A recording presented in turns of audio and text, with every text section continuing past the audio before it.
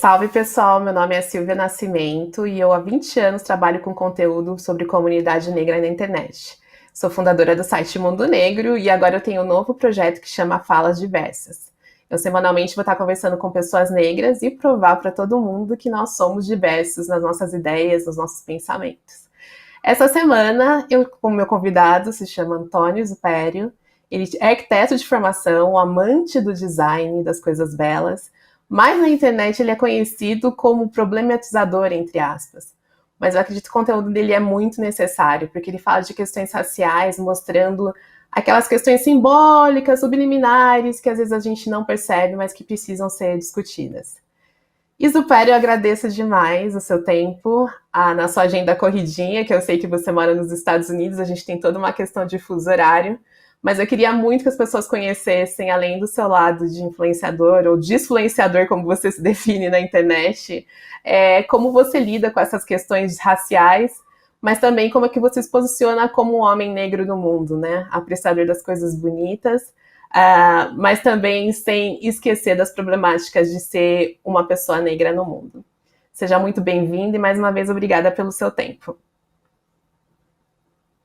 Você mora fora do Brasil, né? Eu queria saber brevemente dessa sua experiência internacional e também que você me falasse o que tem de melhor e pior em ser um homem preto latino-americano fora do seu território. Oi, pessoal. Prazer estar falando aqui com você, Silvia. Então, a gente está falando de uma diáspora da diáspora, né? Então, a nossa situação e a nossa configuração fora do país, principalmente sendo uma pessoa negra, né? Mesmo sendo de pele clara, é realmente diferente do que a condição das pessoas que são não brancas ou que são teoricamente brancas no Brasil. A gente tem uma condição aqui que inclusive é uma característica que a luta do movimento latino-americano vem nos últimos anos tentando, Silvia, que é categorizar e criar a categoria dos afro-latinos, que até foi popularmente, está sendo mais popular falado pela Cardi B, que acredito que seja a primeira grande pessoa do mainstream que tem falado sobre isso, porque quando a gente vai fazer o check, essa categoria não existe. Ou você é latino ou você é afro. Então isso é realmente um requerimento do movimento negro latino-americano, que essa categoria existe para que a gente possa ser contabilizado e para que políticas públicas sejam feitas para a nossa categoria. Então até então a gente realmente é invisível. Não, com certeza. E assim, a questão da raça e da origem, né, é uma discussão muito contemporânea mesmo, né? E você chegou em algum momento que você não foi visto como homem negro, porque dependendo do país que você tá, isso é perceptível right away mesmo, de cara, né? Mas tem alguns lugares que as pessoas ficam como assim, negro, né? Se você já passou por alguma situação que você realmente teve a sua origem mesmo questionada, né? A sua raça questionada. Eu acredito que as pessoas, o debate racial aqui nos Estados Unidos, ele também é superficial. Obviamente, quando a gente está falando de bolhas, os movimentos, que é a bolha que a gente vive, né, Silvia, existe realmente um aprofundamento. Mas na grande maioria, principalmente no ambiente que eu circulo, que é completamente embranquecido, mesmo aqui, né, onde o racismo é bem inferior ao do Brasil, é muito importante a gente falar, eu sei que você sabe Sim. disso, você está careca de saber, mas a gente sabe que isso é uma notícia que é muito nova para muitas pessoas, né? Inclusive a Anistia Internacional fala que a gente está há 20 anos de diferença do Brasil por todos os números. A gente só tem 3% de negros aqui nos Estados Unidos, a gente tem 1% de negros, desculpa, 13, falei errado. A gente tem 3% de negros em posição de poder, o contrário do Brasil, que a gente tem 56 e somente 1. Então existe aí, né, uma diferença muito grande. Mas mesmo assim, em todos os ambientes completamente embranquecidos que a gente que permeia, Silvia, não existe a consciência racial, porque a branquitude ela se vê como universal, né? Na verdade, os brancos se consideram americanos e chamam os negros de afro-americanos, né? Então a gente denomina o diferente, eles não Sim. são considerados de forma hegemônica como parte da América. Não, isso Nós com que somos certeza. latinos ainda a gente tá mais Sim! embaixo. E as redes sociais, elas ajudam muito nisso, assim, né? Inclusive, era uma coisa que eu também queria falar a respeito do seu perfil, que eu acho um perfil muito reflexivo, né? Às vezes a gente tem, né, fala que o Mundo Negro ele tem uma linha editorial, mas eu acho que a linha editorial que você faz é aquela que não é fazer, não discutir sobre o racismo que vai fazer ele desaparecer. A gente precisa falar sobre coisas que pessoas da minha geração achavam que fazia parte da sociedade, né? Eles naturalizavam violências e você acaba tendo uma visão muito apurada dessas violências subliminares que existem com a comunidade negra. E eu imagino que você deva receber muitas coisas, né? Gente querendo que você denuncie, olha isso, olha isso, olha isso. Como é que você lida mentalmente com isso, assim? Isso já chegou a se afetar no sentido de deixar com ansiedade, com depressão? Como que você consegue realmente dar essa atenção que as pessoas demandam de você, mas sem enlouquecer? Essa é uma pergunta muito profunda e primeiro eu quero agradecer os seus elogios, Silvia, porque você sabe, não é de agora, você é uma referência para mim. O seu Obrigada. trabalho, inclusive, foi importante na minha formação. Tem só 9 Obrigada. anos que eu me considero negro, não porque as pessoas não achavam que eu fosse negro, mas porque eu sou de Goiás, um território muito violento Hum, para nós. Inclusive, a não. porcentagem de negros em Goiás é muito menor, e isso por sequência da violência subsequente, né, que teve no nosso estado, onde as casas de reprodução de escravos. Então, depois de toda essa configuração de extrema violência, que eles falam que até a estimativa de vida dos nossos ancestrais eram em torno de 20 anos, que é um absurdo. Eu cresci numa família de retintos dos dois lados, mas eu sou a pessoa branca da família. Então eu fui tratado, sociabilizado dentro da minha família que não tinha consciência racial. Obviamente que a gente tinha nas outras escalas da árvore genealógica, mas isso se perdeu com o capitalismo e com a modernidade. Uhum. Então, a minha família me tratava como branco. Então, eles faziam até uma piada. Não sei se você lembra, Silvia, que tinha o João Paulo e tinha o Daniel, um cantor Sim, de música sertaneja.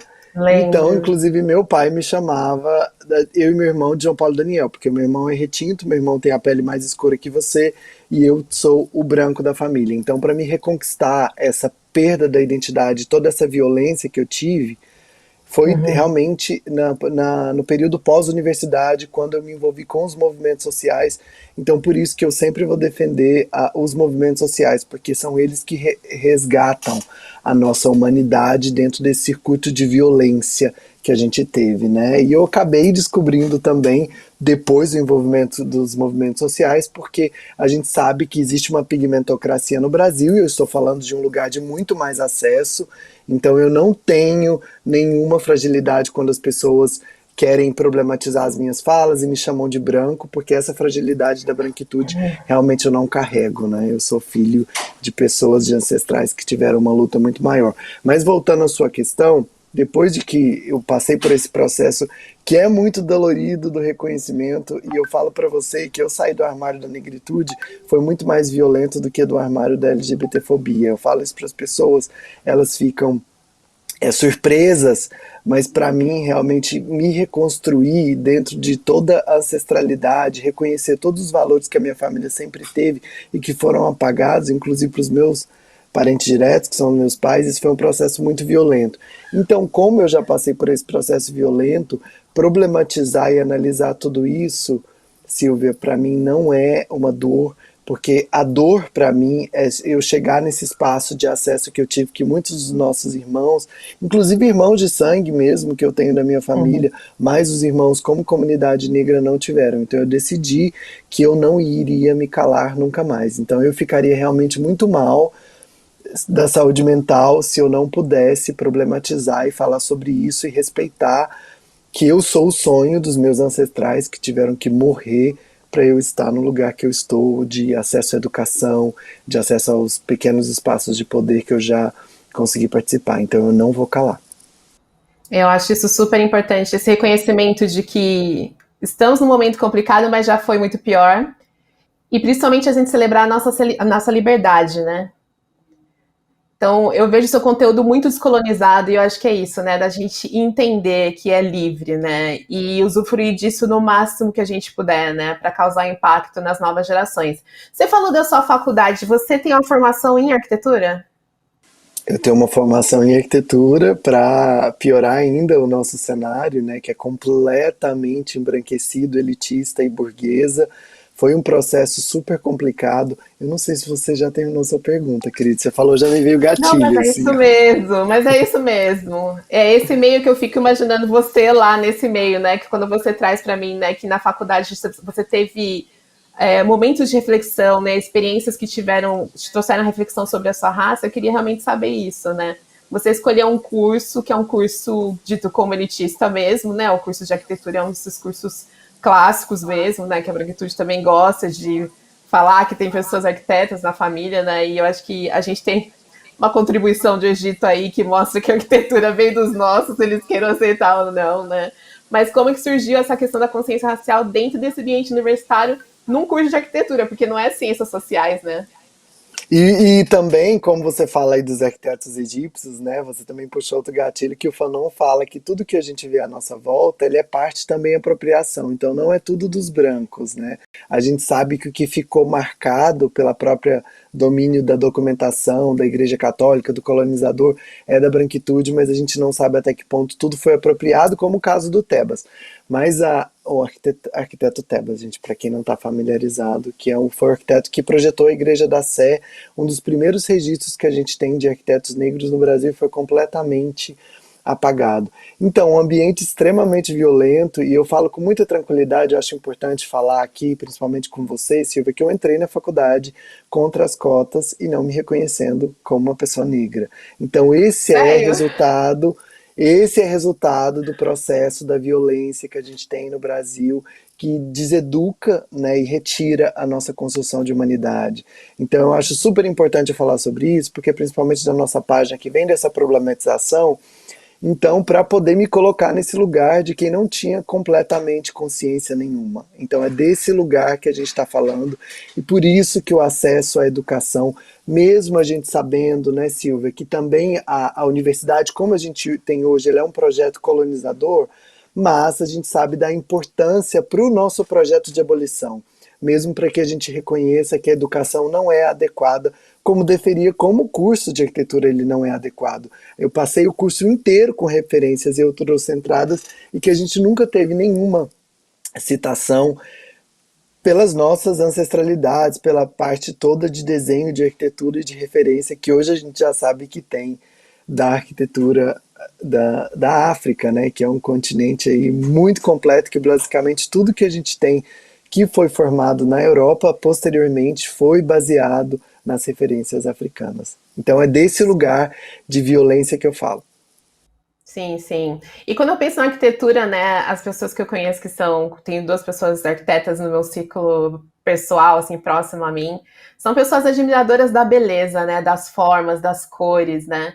Como foi essa construção para você mesmo, assim? Porque de você ver as coisas acharem bonito dentro desse ambiente que você fala que você vive, né? Você conseguiu ver a poesia em algumas coisas. Isso é uma coisa que veio da sua criação, é uma coisa que surgiu de você, né, na sua personalidade, de onde veio essa questão de ver o mundo dessa forma estética, né, de design, que fez você querer ter uma formação em arquitetura?